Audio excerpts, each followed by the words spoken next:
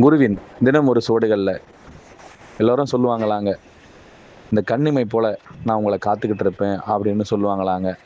இதற்கான விளக்கத்தை இன்னும் கூட நம்ம எடுத்துக்கலாங்க. இந்த கண்ணை இமை காக்கிறதா, இமையை கண்ணு காக்கிறதான்றதுக்கு எப்பேற்பட்ட விஷயத்தையும், ஏன் இந்த கண்ணிமை போல காத்துக்கிட்டு இருக்கேன் அப்படின்னு சொல்கிற விஷயத்துக்கு அங்கே எது மிக அருகாமையில் இருக்குன்னா, அந்த இரு இமைக்கும் இடையில் இருக்கிற கம்முன்னு தான் இந்த இமைக்கும் தருணத்தில் கூட உங்களை காக்க வைக்கின்ற மிக முக்கியமான பொக்கிஷங்கிறது தான் கண்ணிமை போல் உன்னை காத்து கொண்டிருக்கின்றேன்னு சொல்லுவாங்களாங்க. ஏன்னா ஒவ்வொரு முறையும் அந்த இமை இந்த கண்ணை மூடனா உங்களுக்குள்ள இருக்க அந்த மெய்க்கண் துறந்து உங்கள் வாழ்க்கையை பிரகாசிக்க வைக்குங்கிறது தான் இந்த கண்ணிமை போல் உங்களை காத்து கொண்டிருக்கின்றேன்னு ஒவ்வொரு தருணத்திலையும் எல்லோருக்கும் சொல்ல ஆசைப்படுறாங்க. மிகுந்த ஜாம்பவான்கள் எல்லாம் உலகத்தையே ஆளணும்னு நினைக்கும் பொழுது அவர்களுடைய வரலாற்று பீடங்களில் அவர்கள் எதை செய்ய ஆசைப்பட்டார்களோ இமைக்காது அவர்கள் தொடர்ந்து உழைத்தார்கள்னு சொல்லுவாங்களாங்க.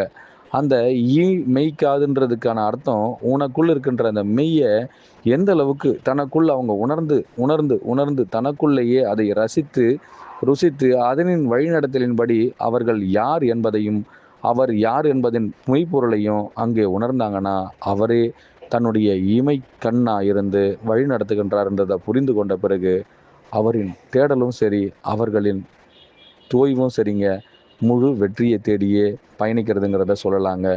ஆனால் யாராச்சும் ஒருத்தர் இதற்கான பதிலில் இருந்து இன்னும் என்னுடைய இமை பொழுதும் கண்டாலும், என் இமைக்குள் மறைந்தாலும், என் இமையாய் நீ இருந்தாலும் நான் யார் என்பதை உன் இமை நொடியில் காட்டிவிடுவேன், உன் இமைக்கா நொடிக்குள் உன்னை நான் காத்திருக்க ஆசைப்படுகின்றேன்னு ஒரு வாசகம் சொல்கிறேங்க.